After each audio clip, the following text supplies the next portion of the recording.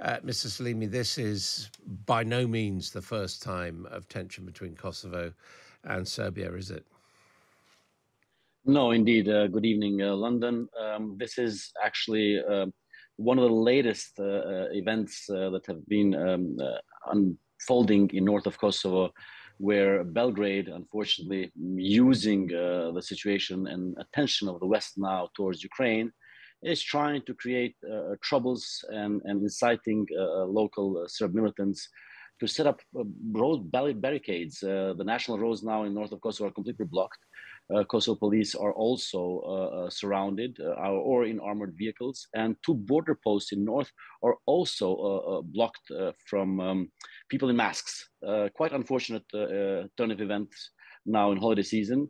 But predictable because long-term problem and long-term solution between Kosovo and Serbia have not been found, despite war or war that Milosevic incited in 1999, having been over for over 2 decades now. But this tension is around an area of Kosovo with majority Serbian population. Is that right? Indeed, the northern tip of Kosovo that borders Serbia has some tens of thousands of inhabitants. They have grievances. Some of them are legitimate, some not. And they did have a very big representation in the parliament, as well as police.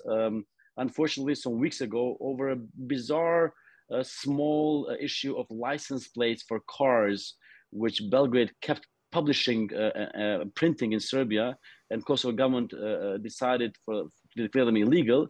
All of a sudden, the Serbian MPs and police and prosecutors in North all resigned en masse, basically rendering the entire region lawless and under no control. Unfortunately, neither NATO nor EU police forces have not intervened yet. I think there is some sort of status quo, and Western capitals are now trying to talk to Belgrade to de-escalate the situation before things get really messy.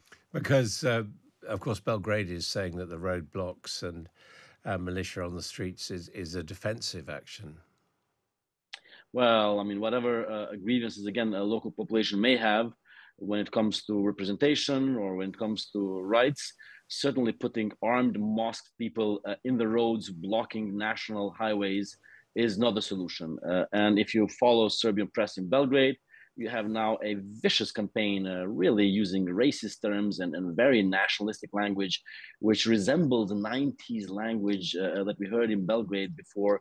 And it's clear that Belgrade is now pushing and creating an atmosphere of permanent crisis in northern Kosovo, potentially also to prolong the inevitable, the recognition of Kosovo by Belgrade. EU has made it clear that Belgrade cannot, or Serbia cannot join EU without final settlement with Kosovo, thus also recognizing the sovereignty and independence of our little republic. And how dangerous do you think the situation is now? I mean, could it escalate into a war, a It border has war? been, yeah. Well, I don't think there's a war because there's NATO forces, but certainly when you have escalation and when you have language of warmongering, and when you have people in masks in the night shooting shock bombs and shooting with weaponry, and even an accident can very quickly unfurl into a full-fledged crisis. Again, Kosovo is a free democratic country. I'm in capital Pristina. People are, celebrating holiday season, and you don't notice much of that stress in the big cities. But certainly in north, currently, situation is such that a small spark can create a vicious circle of violence that will, that muster or will demand some sort of reaction from NATO forces and European capitals. And I think Europe is now very much focused on Ukraine. So that lack of ability to create a permanent peace deal between Kosovo and Serbia has created this vacuum in which these militant nationalists are operating.